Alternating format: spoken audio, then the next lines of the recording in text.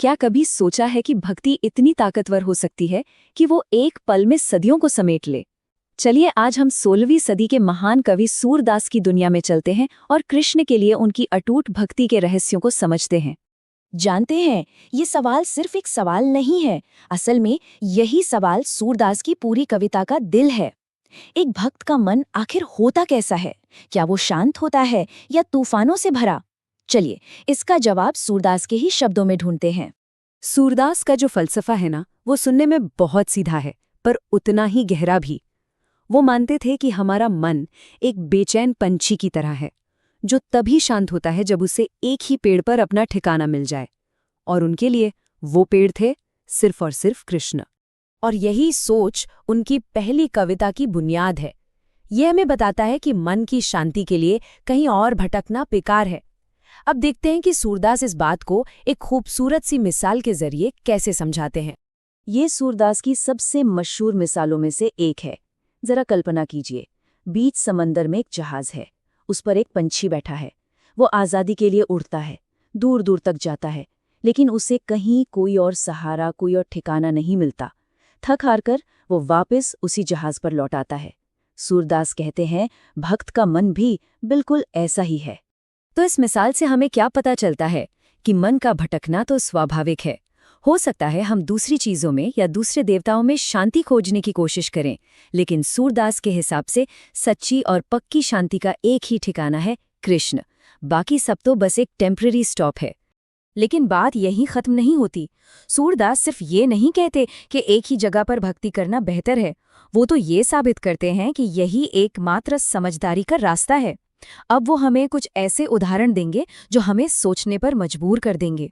ये सवाल कितना सीधा और कितना असरदार है ना। सूरदास पूछ रहे हैं कि भाई, अगर आपके पास पवित्र गंगा बह रही हो तो क्या आप उसे छोड़कर अपनी प्यास बुझाने के लिए मेहनत करके कुआं खोदेंगे? जाहिर है नहीं।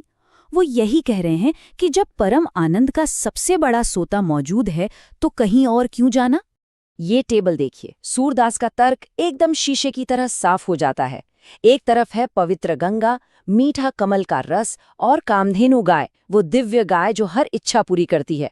और दूसरी तरफ एक कुआं, कड़वा फल और एक साधारण सी बकरी। सूरदास के लिए तो चॉइस बिल्कुल क्लियर है। तो कुल मिलाकर पहली कविता का सार क्या निकला? यही कि सूरदास के लिए भक्ति सिर्फ एक एहसास नहीं है, ये तो एक लॉजिकल चॉइस है। सबसे ऊंची, सबसे अच्छी चीज को छोड़कर कुछ और चुनना बस नासमझी है। तो चलिए अब इस तर्क और फलसफे से आगे बढ़ते हैं और उस मनमोहक छवि को देखते हैं जो इस सारी भक्ति की इंस्पिरेशन है। आइए सूरदास की आंखों से बालकृष्ण के दिव्य रूप को देखें। सूरदास हमें सीधा उस सीन में ले जाते हैं। जरा आंखों के सामने ये तस्वीर लाइए। एक छोटा सा बच्चा है जो घुटनों के बल चल रहा है। उसका पूरा शरीर धूल मिट्टी से सना है। उसके नन्हे से हाथ में मक्खन है और वही मक्खन उसके प्यारे से मुंह पर भी लगा है। अब जरा और करीब से उनके चेहरे को देखते हैं। उनके गोल मटोल गाल, उनकी चंचल आंखें जो हर तरफ शरारत ढूंढ रही हैं, और माथे पर लगा गोरोचन का पीला तिलक जो उनकी चमक को और भी बढ़ा रहा है। और यहीं पर सूरदास की कला का जादू देखिए। कृष्ण के जो घुंघराले बाल उनके चेहरे पर झूल रहे हैं, उनकी तुलना ऐसे मस्त भौरों से की गई है जो मीठा रस पीकर झूम रहे हों। क्या खूबसूरत कल्पना है। और अब आखिर में उनके गले के जेवरों पर नजर डालते हैं। चांदी की छोटी छोटी चौकियां, रक्षा के लिए पहना हुआ बाघ का नाखून और एक बजरब बट्टू ताबीज। हर एक गहना प्यार और सुरक्षा का प्रतीक है। इस तरह सूरदास हमारे सामने बाल कृष्ण की एक जीती जागती तस्वीर खड़ी कर देते हैं।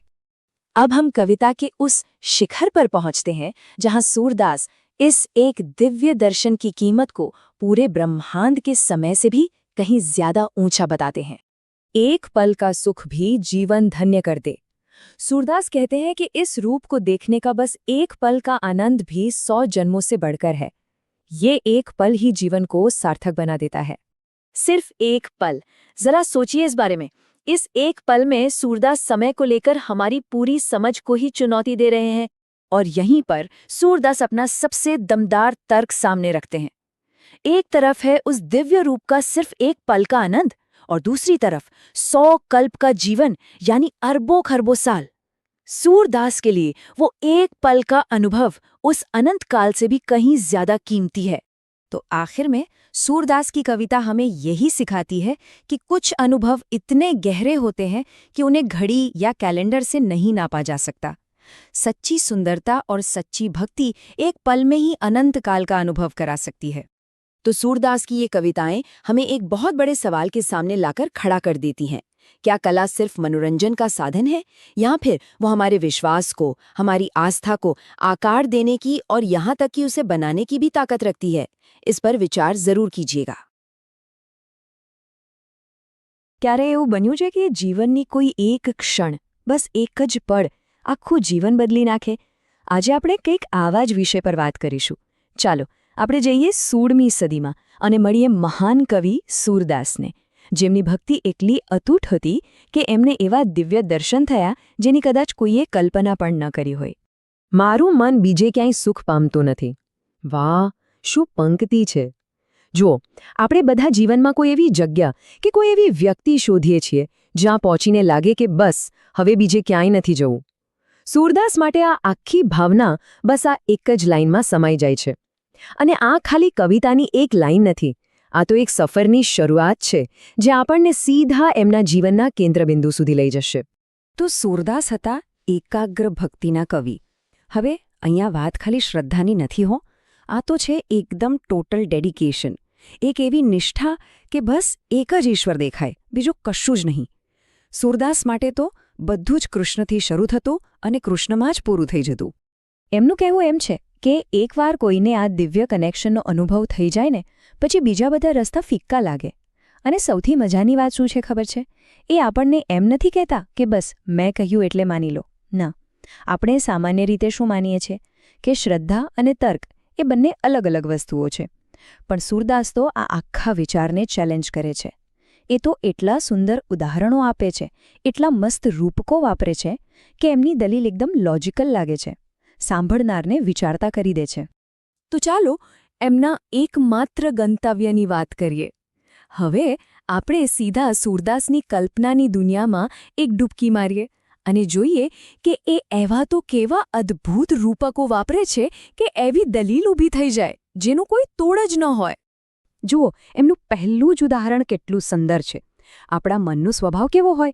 ચંચળ, આમ દોડે તેમ દોડે, ક્યાંય એક જગ્યાએ ટકે નહીં। પણ સૂરદાસ કહે છે કે જે સાચો ભક્ત હોય ને, એનું મન ગમે તેટલું ભટકે, ગમે ત્યાં જાય, પણ છેવટે તો એ પાછું પોતાના ઘરે જ આવે, પોતાના આધ્યાત્મિક આશ્રયસ્થાન પર। કોના જેવું? બિલકુલ એ પક્ષી જેવું જે દરિયાની વચ્ચે વહાણ પર બેઠું હોય, આખો દિવસ ઉડાઉડ કરે, પણ સાંજ પડે એટલે પાછું ક્યાં આવે? વહાણ પર જ। હવે સૂરદાસ એક સીધો સાદો પણ બહુ ઊંડો સવાલ પૂછે છે।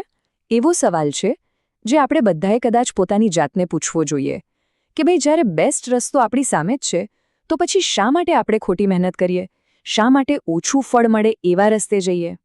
આ વાતને સમજાવવા માટે એમણે એકદમ જોરદાર ઉદાહરણ આપ્યું છે। જરા વિચારો, કોઈ માણસને બહુ જ તરસ લાગી છે, એ પવિત્ર ગંગા નદીના કિનારે ઊભો છે જ્યાં પાણી ખળખળ વહી રહ્યું છે, પણ એ શું કરે છે? એ નદી બાજુ પીઠ ફેરવી દે છે અને બાજુમાં સૂકી જમીનમાં કૂવો ખોદવા માંડે છે। કેટલી મૂર્ખામીભરી વાત છે નહીં? સૂરદાસ કહે છે કે કૃષ્ણને છોડીને બીજે ક્યાંક જવું એ બસ આટલું જ અતાર્કિક, આટલું જ દુઃખદ છે। ક્યારેય જીવનમાં એવું બન્યું છે કે કોઈ એક અનુભવ એટલો જબરદસ્ત હોય કે પછી બીજું બધું એની સામે એકદમ ફિક્કું લાગે? સૂરદાસ માટે કૃષ્ણપ્રેમનો અનુભવ બસ કંઈક આવો જ હતો। એટલે જે કહે છે કે જે ભમરાએ એકવાર કમળના અમૃત જેવો રસ ચાખી લીધો હોય, એને પછી કેરેડીનો તુરો સ્વાદ ક્યાંથી ગમવાનો? અને હવે આવે છે એમની ફાઇનલ અને સૌથી પાવરફુલ દલીલ। આના માટે એ એક પૌરાણિક પાત્રનો ઉપયોગ કરે છે, કામધેનુ। હવે જો, કામધેનુ એટલે કોઈ સામાન્ય ગાય નહીં, એ તો એક દિવ્ય જીવ છે જે મનની દરેક ઈચ્છા પૂરી કરી શકે। એ સમૃદ્ધિનું અને સંપૂર્ણ સંતોષનું પ્રતીક છે।